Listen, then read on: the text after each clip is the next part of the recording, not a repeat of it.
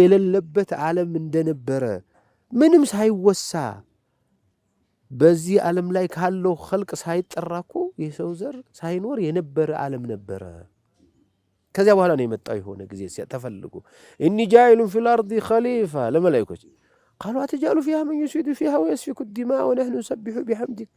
እንዴት ነው ይሄ ሰው ጋር መስበርሱ የሚፋጅ የሚገደል የሚሰርቅ የሚያጭበረብር خلق እንዴት ትخلቃለህ ያ አላህ እኛ በንጹህ ላንተ ምን እኔ አለሙ ማለት አለሙ እሱን ተውት እንዴው ነገርኳችሁ እንጂ ለኢንፎርሜሽኑ እንድታውቁ ብለን እኔ የሰው ልጅ ለምን እንደምፈጥር አቃለሁኝ እኔ ስሜትም ፍላጎትም ያለው خلق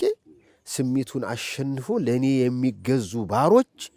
አንቢያ እና ሙርሰሎች የሚخلቁበት ፍጡር ነው መፈጥረው ማለት ነው ላይኮች ለዚህ ብሎ وعلم آدم الأسماء كلها ثم عرضهم على الملائكة فقال انبئوني የዕልም ውድድር አመጣና አሸንፎ አደም የሰው ልጅ ሴት ነው የመጣው ከተባለ ቁርአን ሁለት መነሻ ይጠቁማል አንደኛው ዋናው አፈር ነው من صلصال من حمأ مسنون ይላል صلصال ማለት የሚንከለከል ሸክላ ሲደርቅ ጭቃ እንደዚህ ስትነካው ይጮሃል صلصال ይለዋል ቁርአን ከዚያ እኮ ነው የተፈጠረው እኔ እናንተ ከዚያ የተፈጠርነው ግድ የለም እኛን እንተውና የመጀመሪያውን ሰው ነኝ አደም እኮ ከጭቃ ነው የተፈጠሩት አደም አባት የላቸው እናት የላቸው خلقتك بيدي الله ኢብሊስን በእጄ ፈጥሬ እንደዚህ ተሰብታለህ خلقتك بيدي አደምና እኛም አያት እንደዚህ ናቸው አላህ Subhanahu Wa Ta'ala ከخلቃቸው በኋላና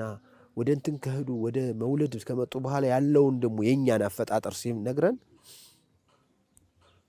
ሚመን ይዩምና ከሚፈስ ከሚረጭ ፈሳሽ እኮ ነው من بين الصلب والترائب فلينظر الإنسان مما خلق من ماء دافق يخرج من بين الصلب والترائب كعبات جربانا كنات لب درت كمي قاچو فساش نو يتفتركو እኮ አንተ እንደውም ሌላ ቦታ ላይ من ماء مهين كمناك فساش من نطفة إذا تمنى نطفة ይላታል ደግሞ በጣም ጥቂት ጠብታ ምክንያቱም አንድ ጊዜ እንኳን